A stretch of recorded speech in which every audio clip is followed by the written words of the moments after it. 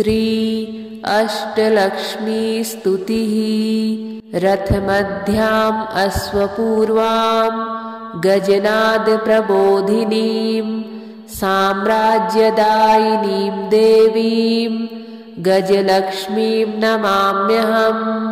धनमग्निर्धनं वायुः धनं भूतानि पञ्च च प्रभूतैश्वर्यसन्धात्रीं धनलक्ष्मीं नमाम्यहम्। पृथ्वीगर्भसमुद्भिन्न नानाव्रीहिस्वरूपिणीं पशुसम्पत्स्वरूपां च धान्यलक्ष्मीं नमाम्यहम्। न मात्सर्यं न च क्रोधो न भीतिर्न च भेदधिः यद्भक्तानां विनीतानां धैर्यलक्ष्मीं नमाम्यहम्। पुत्रपौत्रस्वरूपेण पशुभृत्यात्मना स्वयं सम्भवन्ती च सन्तान लक्ष्मीं देवीं नमाम्यहम्। नानाविज्ञानसन्धात्रीं बुद्धिशुद्धिप्रदायिनीम् अमृतत्वप्रदात्रीं च विद्यालक्ष्मीं नमाम्यहम्। नित्यसौभाग्यसौशील्यं वरलक्ष्मीं ददाति या प्रसन्नां स्त्रेण सुलभाम् आदिलक्ष्मीं नमाम्यहम्। सर्वशक्तिस्वरूपां च सर्वसिद्धिप्रदायिनीं सर्वेश्वरीं श्रीविजयलक्ष्मीं देवीं नमाम्यहम्। अष्टलक्ष्मीं समाहार स्वरूपां तां हरिप्रियां मोक्षलक्ष्मीं महालक्ष्मीं सर्वलक्ष्मीं नमाम्यहम्। दारिद्र्यदुःखहरणं समृद्धिमपि सम्पदां सच्चिदानन्दपूर्णत्वम् अष्टलक्ष्मीस्तुतेर्भवेत्। रथमध्याम् अश्वपूर्वाम् गजनाद प्रबोधिनीं साम्राज्यदायिनीं देवीं गजलक्ष्मीं नमाम्यहम्।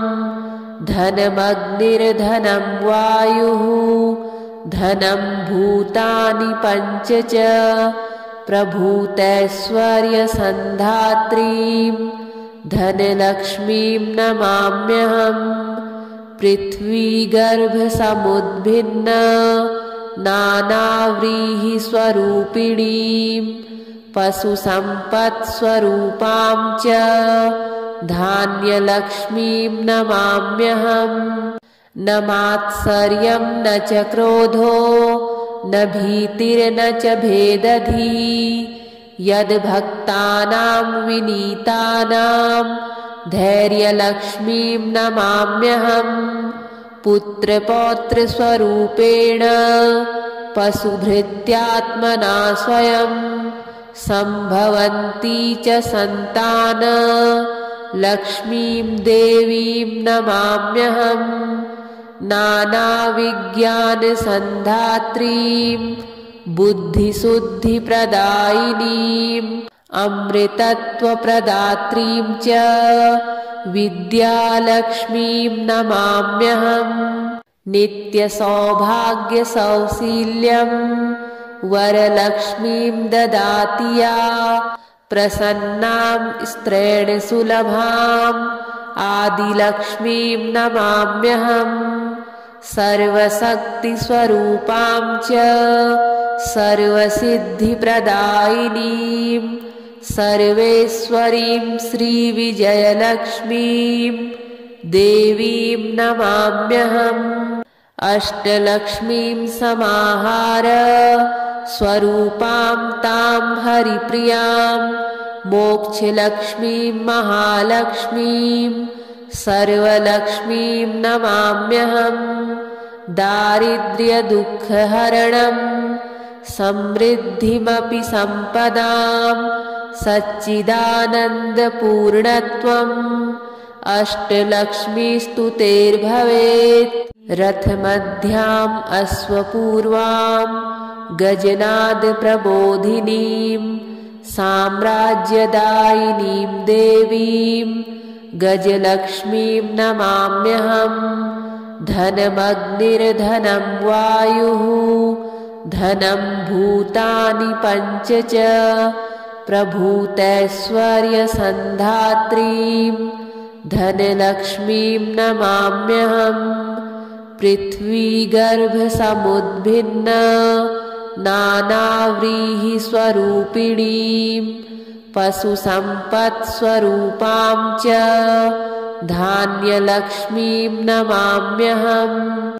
न मात्सर्यं न च क्रोधो न भीतिर्न च भेदधिः यद्भक्तानां विनीतानां धैर्यलक्ष्मीम् नमाम्यहम्। पुत्रपौत्रस्वरूपेण पशुभृत्यात्मना स्वयं सम्भवन्ती च सन्तान लक्ष्मीं देवीं नमाम्यहम्। नानाविज्ञानसन्धात्रीं बुद्धिशुद्धिप्रदायिनीम् अमृतत्वप्रदात्रीं च विद्यालक्ष्मीं नमाम्यहम्। नित्यसौभाग्यसौशील्यं वरलक्ष्मीं ददाति या प्रसन्नां स्त्रेण सुलभाम् आदिलक्ष्मीं नमाम्यहम्। सर्वशक्तिस्वरूपां च सर्वसिद्धिप्रदायिनीं सर्वेश्वरीं श्रीविजयलक्ष्मीं देवीं नमाम्यहम्। अष्टलक्ष्मीं समाहार स्वरूपां तां हरिप्रियां मोक्षलक्ष्मीं महालक्ष्मीं सर्वलक्ष्मीं नमाम्यहम्। दारिद्र्यदुःखहरणं समृद्धिमपि सम्पदां सच्चिदानन्दपूर्णत्वम् अष्टलक्ष्मीस्तुतेर्भवेत्। रथमध्याम् अश्वपूर्वाम् गजनादप्रबोधिनीम् साम्राज्यदायिनीं देवीं गजलक्ष्मीं नमाम्यहम्। धनमग्निर्धनं वायुः धनं भूतानि पञ्च च प्रभूतैश्वर्यसन्धात्रीं धनलक्ष्मीं नमाम्यहम्। पृथ्वीगर्भसमुद्भिन्न नानाव्रीहिस्वरूपिणीं पशुसम्पत्स्वरूपां च धान्यलक्ष्मीं नमाम्यहम्। न मात्सर्यं न च क्रोधो न भीतिर्न च भेदधिः यद्भक्तानां विनीतानां धैर्यलक्ष्मीं नमाम्यहम्। पुत्रपौत्रस्वरूपेण पशुभृत्यात्मना स्वयं सम्भवन्ती च सन्तान लक्ष्मीं देवीं नमाम्यहम्। नानाविज्ञानसन्धात्रीं बुद्धिशुद्धिप्रदायिनीम् अमृतत्वप्रदात्रीं च विद्यालक्ष्मीं नमाम्यहम्।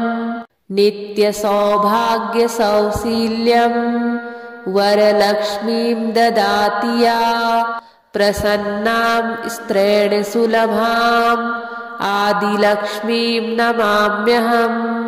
सर्वशक्तिस्वरूपां च सर्वसिद्धिप्रदायिनीं सर्वेश्वरीं श्रीविजयलक्ष्मीं देवीं नमाम्यहम्। अष्टलक्ष्मीं समाहार स्वरूपां तां हरिप्रियां मोक्षलक्ष्मीं महालक्ष्मीं सर्वलक्ष्मीं नमाम्यहम्। दारिद्र्यदुःखहरणं समृद्धिमपि सम्पदां सच्चिदानन्दपूर्णत्वम् अष्टलक्ष्मीस्तुतेर्भवेत्। रथमध्याम् अश्वपूर्वाम् गजनादप्रबोधिनीं साम्राज्यदायिनीं देवीं गजलक्ष्मीं नमाम्यहम्। धनमग्निर्धनं वायुः धनं भूतानि पञ्च च प्रभूतैश्वर्यसन्धात्रीं धनलक्ष्मीं नमाम्यहम्। पृथ्वीगर्भसमुद्भिन्न नानाव्रीहिस्वरूपिणीं पशुसम्पत्स्वरूपां च धान्यलक्ष्मीं नमाम्यहम्। न मात्सर्यं न च क्रोधो न भीतिर्न च भेदधिः यद्भक्तानां विनीतानां धैर्यलक्ष्मीं नमाम्यहम्। पुत्रपौत्रस्वरूपेण पशुभृत्यात्मना स्वयं सम्भवन्ती च सन्तान लक्ष्मीं देवीं नमाम्यहम्। नानाविज्ञानसन्धात्रीं बुद्धिशुद्धिप्रदायिनीम् अमृतत्वप्रदात्रीं च विद्यालक्ष्मीं नमाम्यहम्। नित्यसौभाग्यसौशील्यं वरलक्ष्मीं ददाति या प्रसन्नां स्त्रेण सुलभाम् आदिलक्ष्मीं नमाम्यहम्। सर्वशक्तिस्वरूपां च सर्वसिद्धिप्रदायिनीं सर्वेश्वरीं श्रीविजयलक्ष्मीं देवीं नमाम्यहम्। अष्टलक्ष्मीं समाहार स्वरूपां तां हरिप्रियां मोक्षलक्ष्मीं महालक्ष्मीं सर्वलक्ष्मीं नमाम्यहम्। दारिद्र्यदुःखहरणं समृद्धिमपि सम्पदां सच्चिदानन्दपूर्णत्वम् अष्टलक्ष्मीस्तुतेर्भवेत्। रथमध्याम् अश्वपूर्वाम् गजनादप्रबोधिनीं साम्राज्यदायिनीं देवीं गजलक्ष्मीं नमाम्यहम्। धनमग्निर्धनं वायुः धनं भूतानि पञ्च च प्रभूतैश्वर्यसन्धात्रीं धनलक्ष्मीं नमाम्यहम्। पृथ्वीगर्भसमुद्भिन्न नानाव्रीहिस्वरूपिणीं पशुसम्पत्स्वरूपां च धान्यलक्ष्मीं नमाम्यहम्।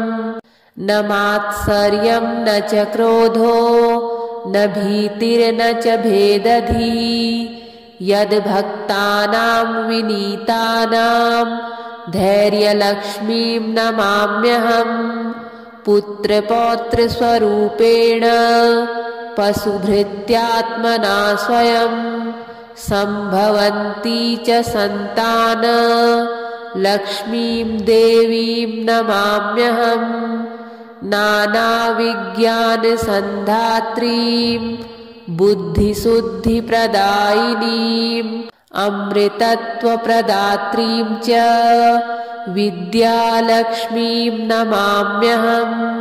नित्यसौभाग्यसौशील्यं वरलक्ष्मीं ददाति या प्रसन्नां स्त्रेण सुलभाम् आदिलक्ष्मीं नमाम्यहम्। सर्वशक्तिस्वरूपां च सर्वसिद्धिप्रदायिनीं सर्वेश्वरीं श्रीविजयलक्ष्मीं देवीं नमाम्यहम्। अष्टलक्ष्मीं समाहार स्वरूपां तां हरिप्रियां मोक्षलक्ष्मीं महालक्ष्मीं सर्वलक्ष्मीं नमाम्यहम्। दारिद्र्यदुःखहरणं समृद्धिमपि सम्पदां सच्चिदानन्दपूर्णत्वम् अष्टलक्ष्मीस्तुतेर्भवेत्। रथमध्याम् अश्वपूर्वां गजनादप्रबोधिनीं साम्राज्यदायिनीं देवीं गजलक्ष्मीं नमाम्यहम्। धनमग्निर्धनं वायुः धनं भूतानि पञ्च च प्रभूतैश्वर्यसन्धात्रीं धनलक्ष्मीं नमाम्यहम्। पृथ्वीगर्भसमुद्भिन्न नानाव्रीहिस्वरूपिणीं पशुसम्पत्स्वरूपां च धान्यलक्ष्मीं नमाम्यहम्। न मात्सर्यं न च क्रोधो न भीतिर्न च भेदधिः यद्भक्तानां विनीतानां धैर्यलक्ष्मीं नमाम्यहम्। पुत्रपौत्रस्वरूपेण पशुभृत्यात्मना स्वयं सम्भवन्ती च सन्तान लक्ष्मीं देवीं नमाम्यहम्।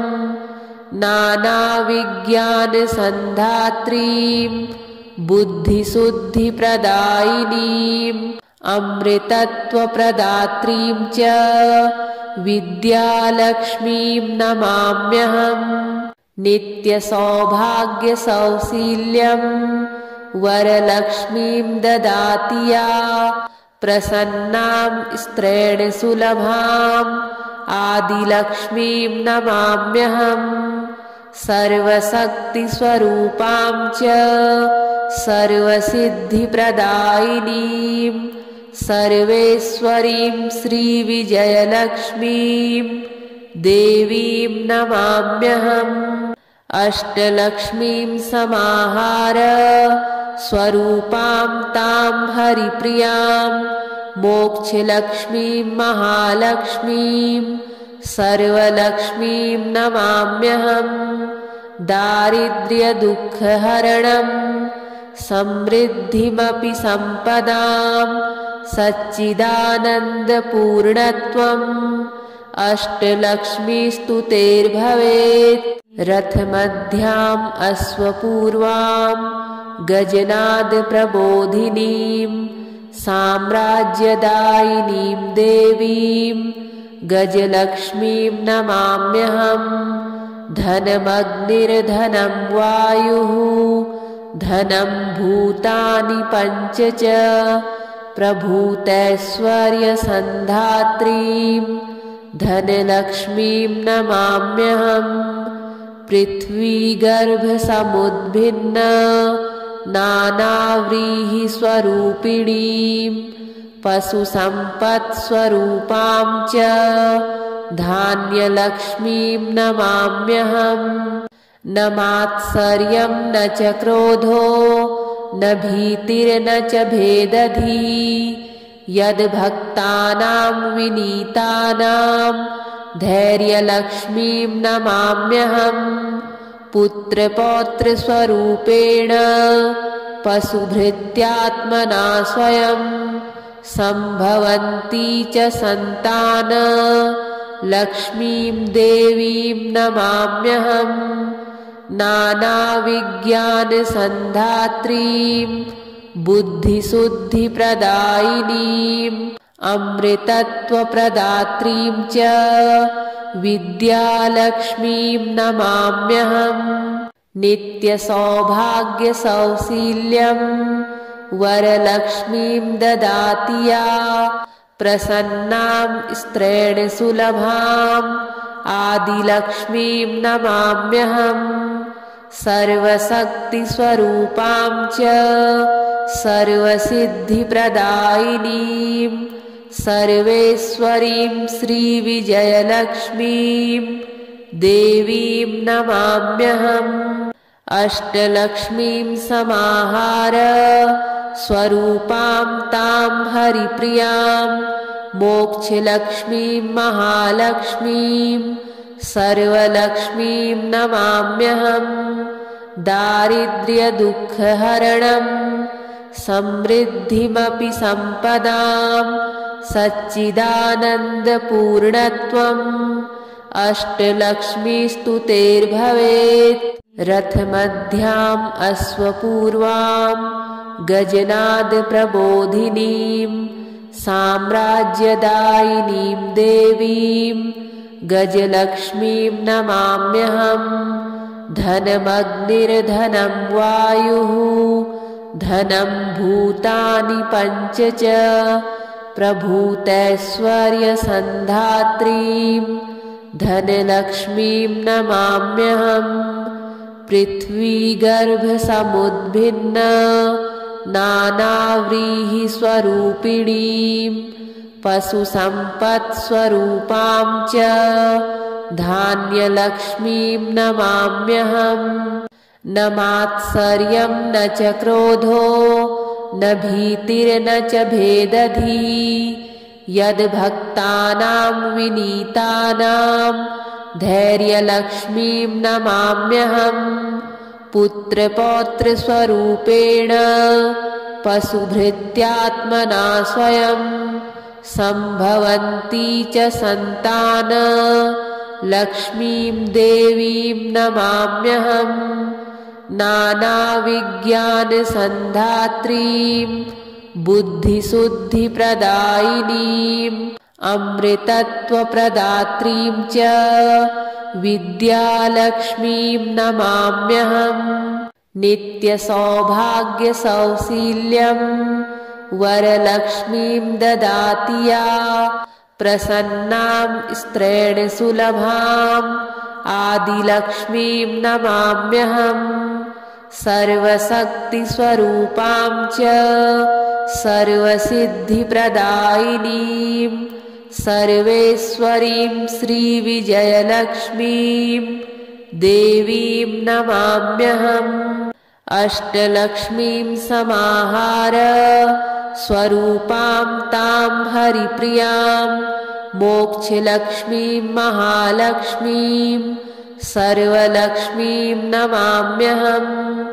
दारिद्र्यदुःखहरणं समृद्धिमपि सम्पदां सच्चिदानन्दपूर्णत्वम् अष्टलक्ष्मीस्तुतेर्भवेत्।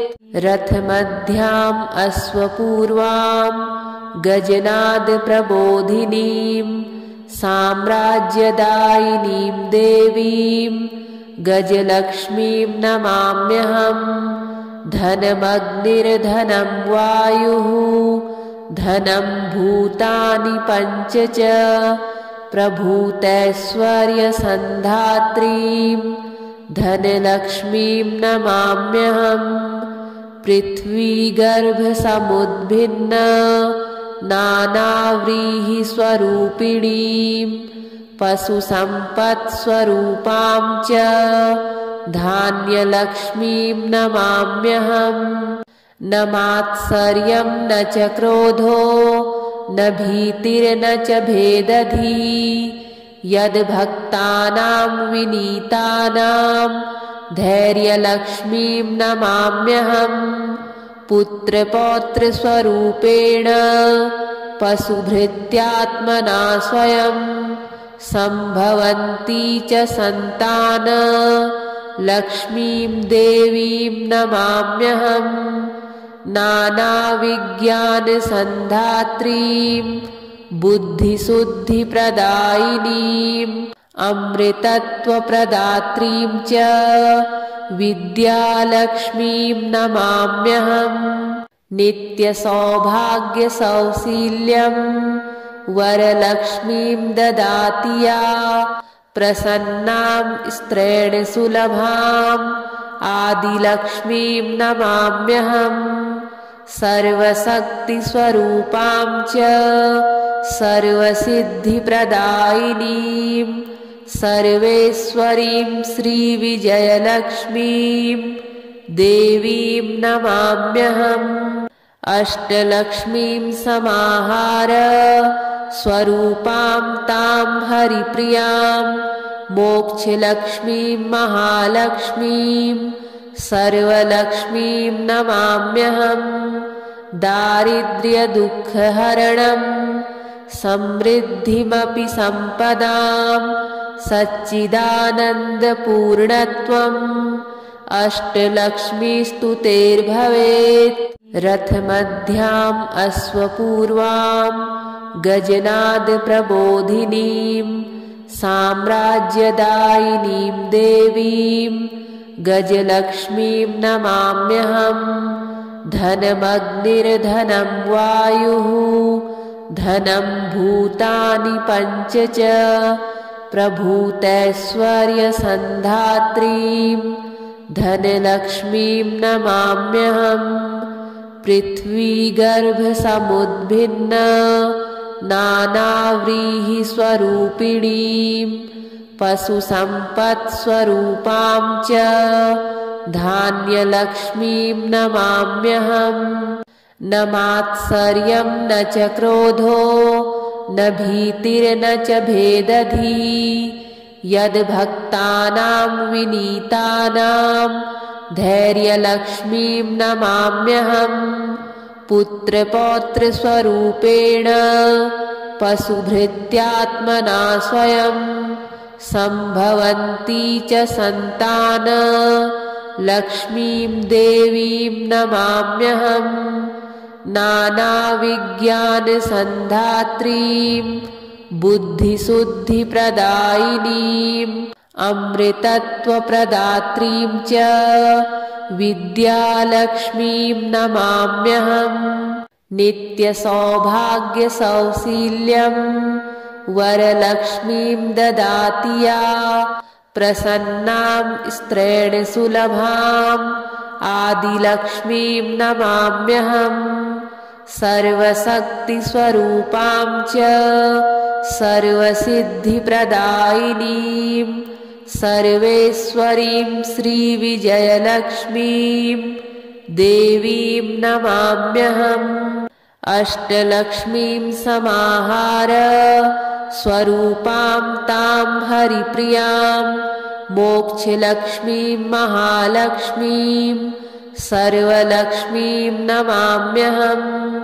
दारिद्र्यदुःखहरणं समृद्धिमपि सम्पदां सच्चिदानन्दपूर्णत्वम् अष्टलक्ष्मीस्तु तेर्भवेत्।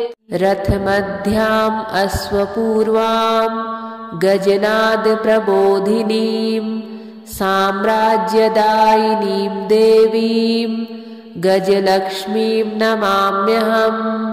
धनमग्निर्धनं वायुः धनं भूतानि पञ्च च प्रभूतैश्वर्यसन्धात्रीं धनलक्ष्मीं नमाम्यहम्।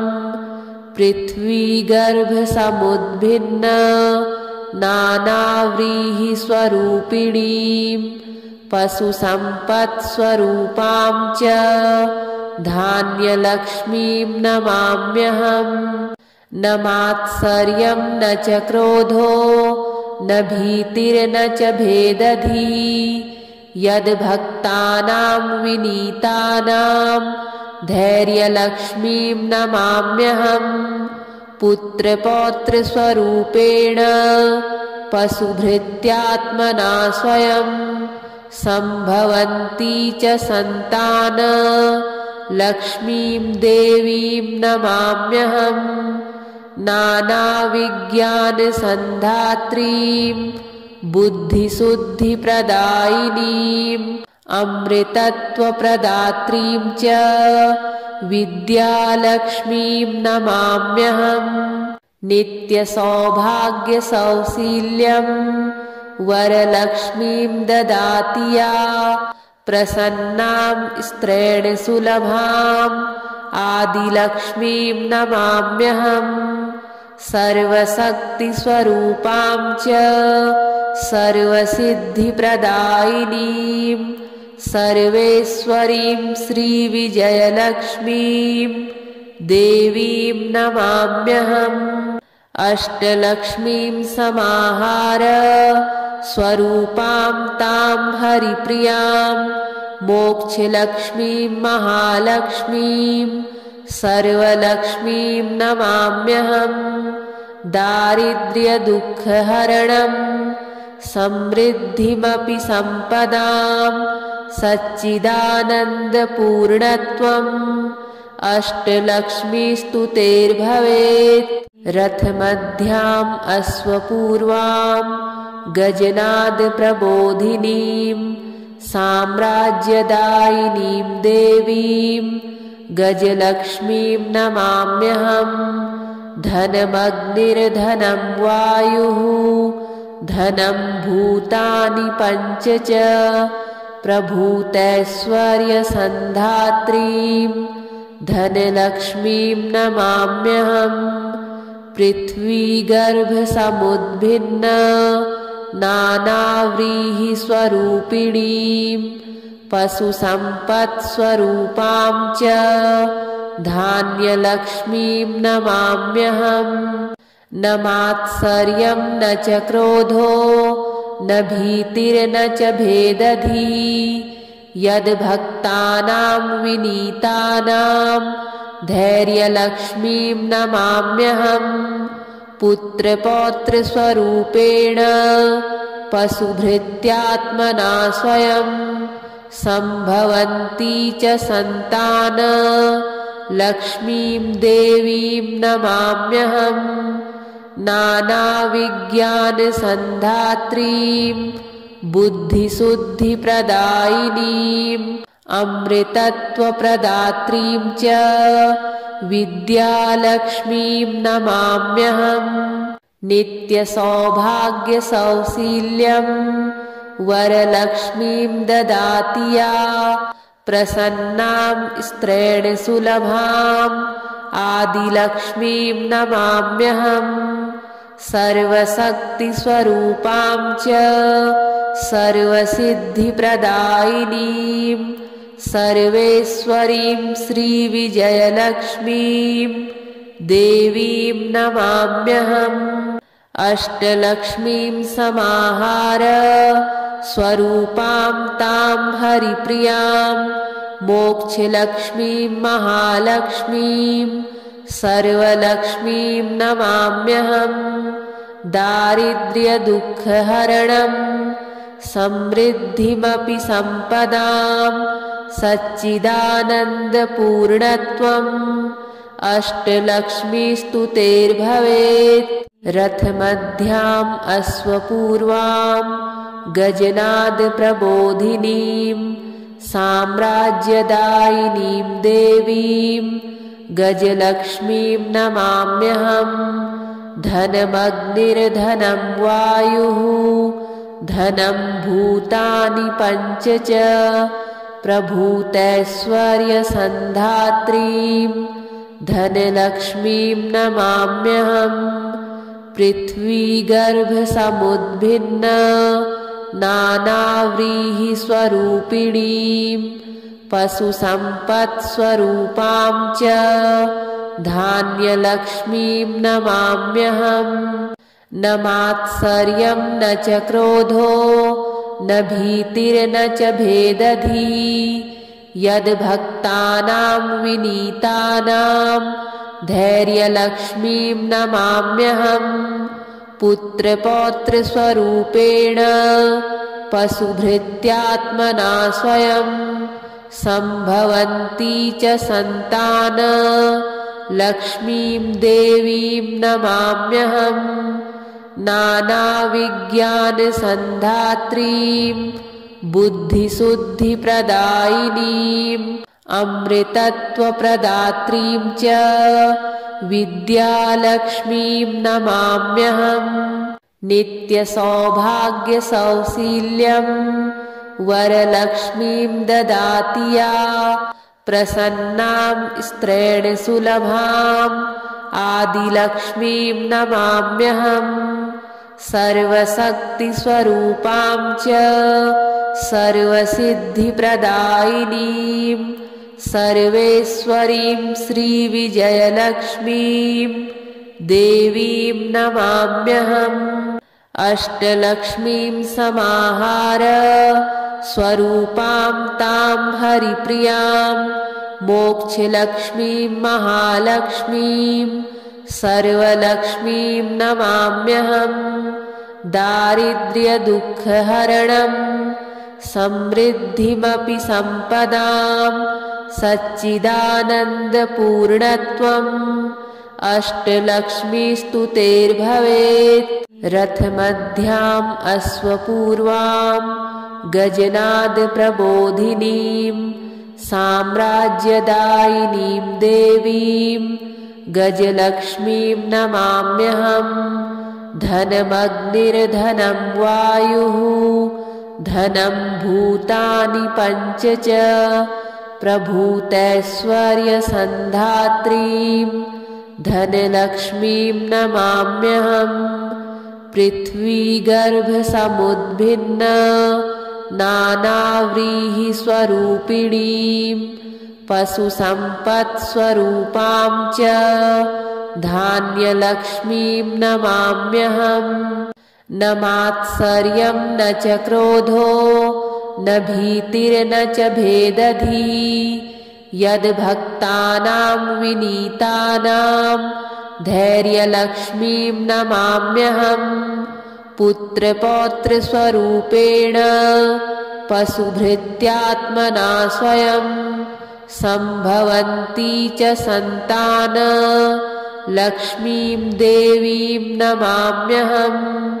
नानाविज्ञानसन्धात्रीं बुद्धिशुद्धिप्रदायिनीं अमृतत्वप्रदात्रीं च विद्यालक्ष्मीं नमाम्यहम्।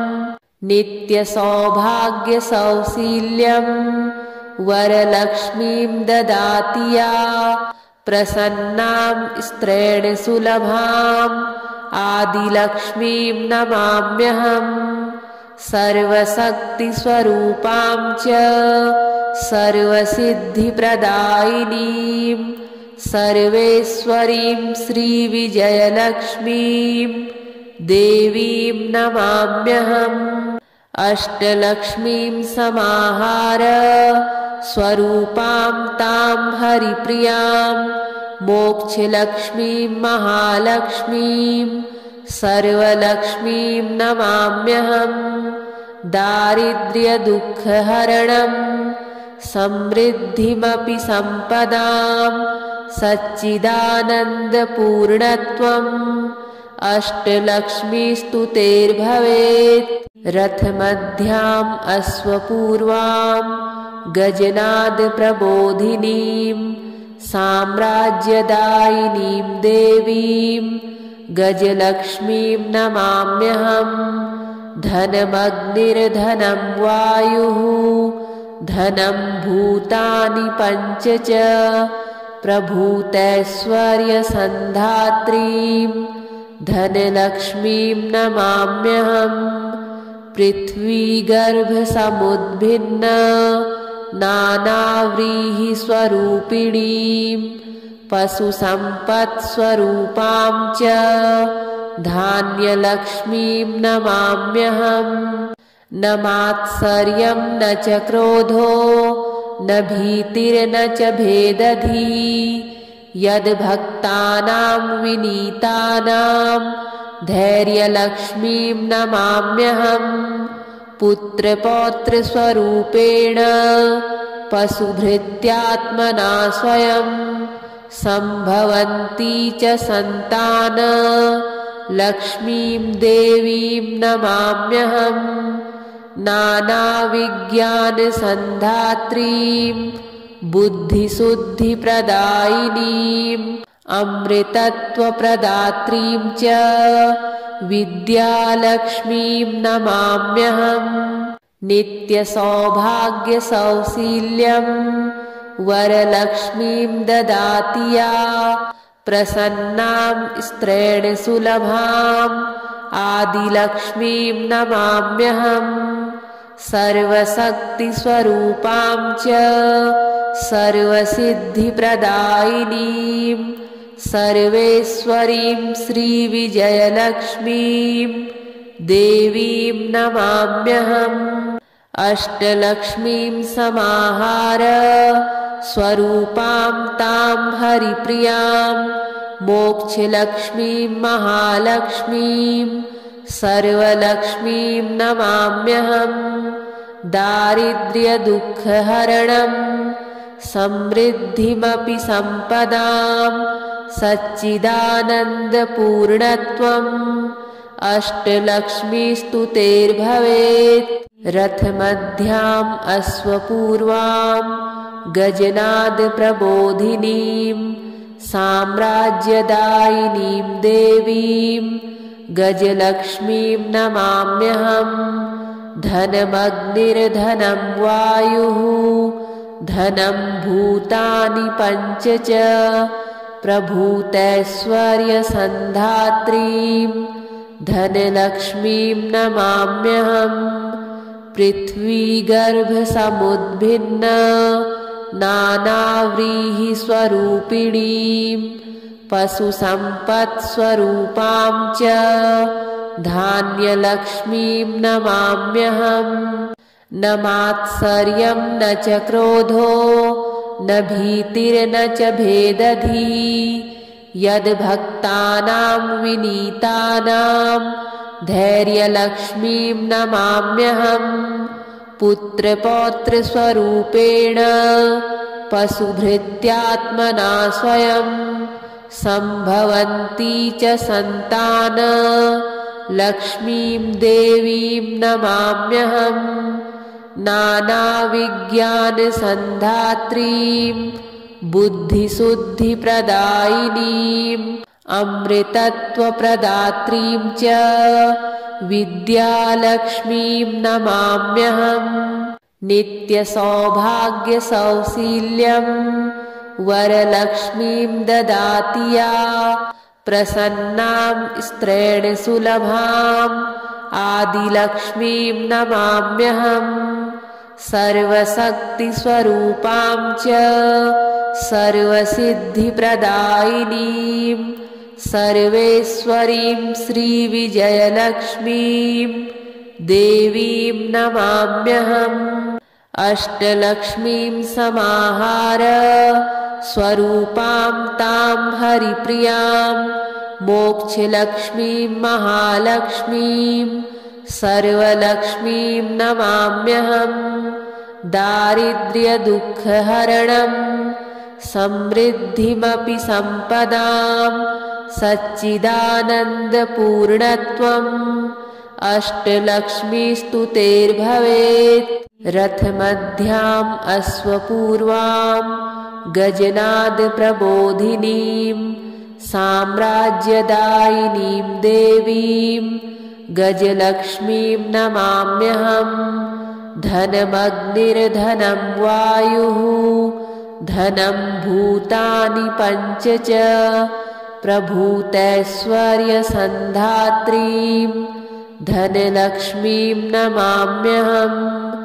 पृथ्वीगर्भसमुद्भिन्न नानाव्रीहिस्वरूपिणीं पशुसम्पत्स्वरूपां च धान्यलक्ष्मीं नमाम्यहम्। न मात्सर्यं न च क्रोधो न भीतिर्न च भेदधिः यद्भक्तानां विनीतानां धैर्यलक्ष्मीं नमाम्यहम्। पुत्रपौत्रस्वरूपेण पशुभृत्यात्मना स्वयं सम्भवन्ती च सन्तान लक्ष्मीं देवीं नमाम्यहम्। नानाविज्ञानसन्धात्रीं बुद्धिशुद्धिप्रदायिनीं अमृतत्वप्रदात्रीं च विद्यालक्ष्मीं नमाम्यहम्। नित्यसौभाग्यसौशील्यं वरलक्ष्मीं ददाति या प्रसन्नां स्त्रेण सुलभाम् आदिलक्ष्मीं नमाम्यहम्। सर्वशक्तिस्वरूपां च सर्वसिद्धिप्रदायिनीं सर्वेश्वरीं श्रीविजयलक्ष्मीं देवीं नमाम्यहम्। अष्टलक्ष्मीं समाहार स्वरूपां तां हरिप्रियां मोक्षलक्ष्मीं महालक्ष्मीं सर्वलक्ष्मीं नमाम्यहम्। दारिद्र्यदुःखहरणं समृद्धिमपि सम्पदां सच्चिदानन्दपूर्णत्वम् अष्टलक्ष्मीस्तुतेर्भवेत्। रथमध्याम् अश्वपूर्वां गजनादप्रबोधिनीं साम्राज्यदायिनीं देवीं गजलक्ष्मीं नमाम्यहम्।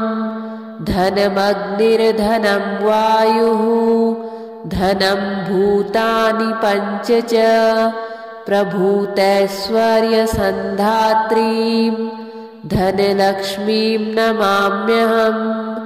पृथ्वीगर्भसमुद्भिन्न नानाव्रीहिस्वरूपिणीं पशुसम्पत्स्वरूपां च धान्यलक्ष्मीं नमाम्यहम्। न मात्सर्यं न च क्रोधो न भीतिर्न च भेदधिः यद्भक्तानां विनीतानां धैर्यलक्ष्मीं नमाम्यहम्। पुत्रपौत्रस्वरूपेण पशुभृत्यात्मना स्वयं सम्भवन्ती च सन्तान लक्ष्मीं देवीं नमाम्यहम्। नानाविज्ञानसन्धात्रीं बुद्धिशुद्धिप्रदायिनीं अमृतत्वप्रदात्रीं च विद्यालक्ष्मीं नमाम्यहम्। नित्यसौभाग्यसौशील्यं वरलक्ष्मीं ददाति या प्रसन्नां स्त्रेण सुलभाम् आदिलक्ष्मीं नमाम्यहम्। सर्वशक्तिस्वरूपां च सर्वसिद्धिप्रदायिनीं सर्वेश्वरीं श्रीविजयलक्ष्मीं देवीं नमाम्यहम्। अष्टलक्ष्मीं समाहार स्वरूपां तां हरिप्रियां मोक्षलक्ष्मीं महालक्ष्मीं सर्वलक्ष्मीं नमाम्यहम्। दारिद्र्यदुःखहरणं समृद्धिमपि सम्पदां सच्चिदानन्दपूर्णत्वम् अष्टलक्ष्मीस्तुतेर्भवेत्। रथमध्याम् अश्वपूर्वां गजनादप्रबोधिनीं साम्राज्यदायिनीं देवीं गजलक्ष्मीं नमाम्यहम्। धनमग्निर्धनं वायुः धनं भूतानि पञ्च च प्रभूतैश्वर्यसन्धात्रीं धनलक्ष्मीं नमाम्यहम्। पृथ्वीगर्भसमुद्भिन्न नानाव्रीहिस्वरूपिणीं पशुसम्पत्स्वरूपां च धान्यलक्ष्मीं नमाम्यहम्। न मात्सर्यं न च क्रोधो न भीतिर्न च भेदधिः यद्भक्तानां विनीतानां धैर्यलक्ष्मीं नमाम्यहम्। पुत्रपौत्रस्वरूपेण पशुभृत्यात्मना स्वयं सम्भवन्ती च सन्तान लक्ष्मीं देवीं नमाम्यहम्। नानाविज्ञानसन्धात्रीं बुद्धिशुद्धिप्रदायिनीं अमृतत्वप्रदात्रीं च विद्यालक्ष्मीं नमाम्यहम्। नित्यसौभाग्यसौशील्यं वरलक्ष्मीं ददाति या प्रसन्नां स्त्रेण सुलभाम् आदिलक्ष्मीं नमाम्यहम्। सर्वशक्तिस्वरूपां च सर्वसिद्धिप्रदायिनीं सर्वेश्वरीं श्रीविजयलक्ष्मीं देवीं नमाम्यहम्। अष्टलक्ष्मीं समाहार स्वरूपां तां हरिप्रियां मोक्षलक्ष्मीं महालक्ष्मीं सर्वलक्ष्मीं नमाम्यहम्। दारिद्र्यदुःखहरणं समृद्धिमपि सम्पदां सच्चिदानन्दपूर्णत्वम् अष्टलक्ष्मीस्तुतेर्भवेत्। रथमध्याम् अश्वपूर्वां गजनादप्रबोधिनीं साम्राज्यदायिनीं देवीं गजलक्ष्मीं नमाम्यहम्। धनमग्निर्धनं वायुः धनं भूतानि पञ्च च प्रभूतैश्वर्यसन्धात्रीं धनलक्ष्मीं नमाम्यहम्।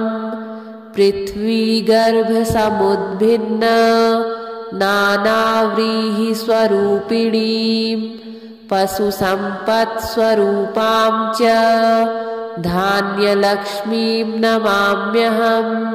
न मात्सर्यं न च क्रोधो न भीतिर्न च भेदधिः यद्भक्तानां विनीतानां धैर्यलक्ष्मीं नमाम्यहम्। पुत्रपौत्रस्वरूपेण पशुभृत्यात्मना स्वयं सम्भवन्ती च सन्तान लक्ष्मीं देवीं नमाम्यहम्। नानाविज्ञानसन्धात्रीं बुद्धिशुद्धिप्रदायिनीं अमृतत्वप्रदात्रीं च विद्यालक्ष्मीं नमाम्यहम्।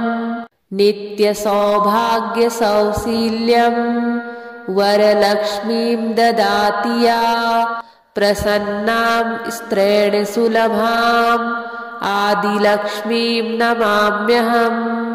सर्वशक्तिस्वरूपां च सर्वसिद्धिप्रदायिनीं सर्वेश्वरीं श्रीविजयलक्ष्मीं देवीं नमाम्यहम्। अष्टलक्ष्मीं समाहार स्वरूपां तां हरिप्रियां मोक्षलक्ष्मीं महालक्ष्मीं सर्वलक्ष्मीं नमाम्यहम्।